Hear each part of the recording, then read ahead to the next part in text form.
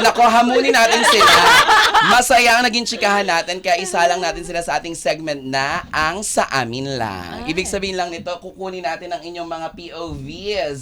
Alamin natin kung anong mga say nyo pagdating sa buhay-buhay. Ready ba kayo dyan? Chloe, always ready. And we are born ready, diba? Na talaga. Kaya naman, this is it para sa...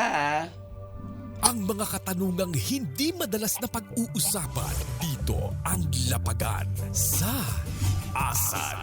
Ang Sa Amin Lang. Asal. Ay, wow. Ang babasahin nyo muna yung brown. Brown. Yung brown muna. Oo. Yan. Unahin natin si Chloe. Kailan yung huling natuwa ka ng sobra-sobra na hindi ka na makahinga? At anong dahilan? Hindi ka na makahinga talaga. Charing. Go. Bukod po sa ganun. Ay! Ano po, syempre yung nanalo po ako kasi recent lang po siya, last month lang. So hindi ko talaga inakala. Tapos best friend ko pa yung nag-announce. Sino? Si Denise. Naiyak ako! Oh my God! Si Denise Denise, Esteban is yes. isa sa mahal na mahal ko na VMX artist. Favorite ko siya kapag nagigil siya dito. Denise Esteban, we miss you. Bakit? Siya yung unang umiyak po. Naiyak ako kasi parang doon ko din yan na-realize. Sabi niya, loka ka, dito mo lang na-realize talaga na, shit, ito talaga yung best friend ko kasi siya yung unang luluha.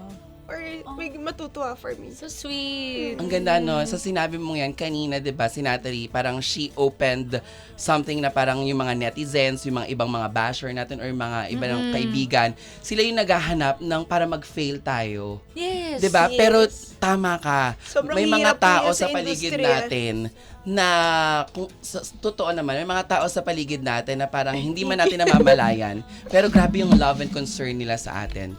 Diba? Yes po, hindi ko lang akalain kasi nung pumasok ako sa showbiz, ina-expect ko na baka hindi muna ako makipag-friends kasi takot po ako na mabitray, ganyan. Kasi nga po, syempre I heard stories na din. Pero si Den kasi, hindi ko po alam, bigla na lang siya nangyari Mabait talaga. siya.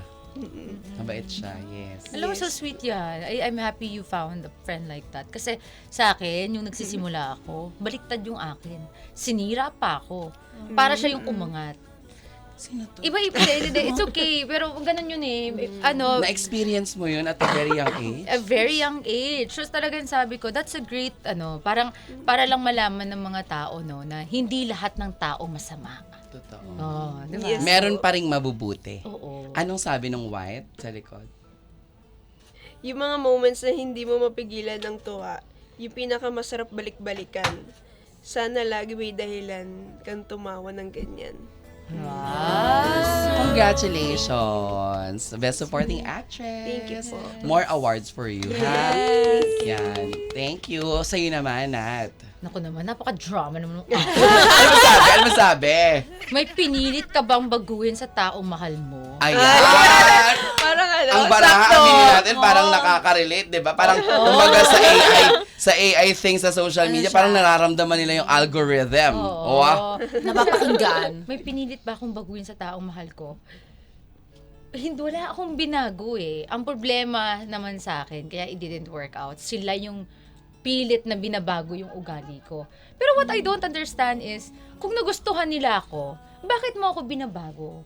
Like, di ba? Yun yung hindi ko alam. Minsan, yun pala, I realize, as time goes by, sila pala yung may problema. Kasi insecure sila sa sarili nila. Parang, they should love you for who you are. Saka nung nagliligawan pa lang kayo, dapat unti-unti, inalam nyo na yun. Hindi yung nandoon na kayo, tsaka kayo mag-uutos na magbabago. Oo, na ayoko ng ganyan ka na. Ha? Kaya nga mukha ako minahal. Dahil ganyan ako. Yeah. Oo. Yun lang yung siguro yung na-realize ko. Hindi, never ako nagbago ng tao. Anong sabi?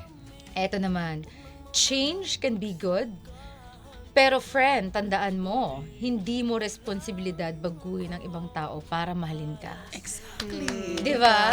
Oo. Tamang-tama, mga ka-vibes, 'di ba? What a statement from two powerful women na nakasama natin dito ngayon na pagdating sa mga buhay-buhay, 'di ba? katulad lang din natin sila. Sila yung mga artista, pero ganun din ang paniniwala nila ay kung ano yung tama. At kung ano yung talagang totoong nararamdaman ng ating puso. Yes. Diba? Totoo. Normal na tao lang naman kami. Totoo. Alam mo, isa sa mga ipagpe-pray ko ngayon na nagkausap ulit tayo, 'di ba? Yung dumating yung tamang tao para sa na walang mga ganyang pagbabago-baguhin, tatanggapin ka o kung sino ka talaga, yung iyong anak, 'di ba? Oo. Mamahalin kayo ng bonggang-bongga at gusto ko makita ka ng masayang-masaya. Yung umiiyak, wow! Yes. Tears of joy, hindi. Tears of joy na parang, Mare, this is So it. sweet. Ganon. Pero for now, siguro itutulog ko na lang muna. Ayoko munang mangarag. Ayoko munang mapagod. Doon diba? next year na, sobrang busy eh. Totoo. Maganda. Busy is good. Diba? Tama. Perfect.